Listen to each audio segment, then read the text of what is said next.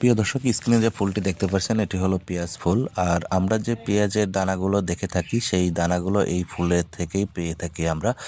তো এখানটিতে একজন কৃষক ভাই পেঁয়াজের দানা রাখার উদ্দেশ্যেই এই পেঁয়াজগুলো চাষ করেছে। আপনারা দেখতে পাচ্ছেন একটি একটি করে পেঁয়াজ রোপণ করার ফলে সেই পেঁয়াজগুলো থেকে গাছ হয়, পরবর্তী সময় সেই গাছে এরকম ফুল ফোটে। আপনারা দেখতে পাচ্ছেন প্রতিটা গাছেই পর্যাপ্ত পরিমাণে পেঁয়াজের যে কলি সেই কলিগুলো এসেছে। পরবর্তী সময় এই কলিগুলো ফুটবে এবং সেখানটিতে পেঁয়াজের যে বীজ বা দানা সেই দানাগুলো এখানটিতে হবে। আপনারা একটু লক্ষ্য করলে দেখেন পেঁয়াজের যে ফুলগুলো এগুলো খুবই সুন্দরভাবে ফুটেছে।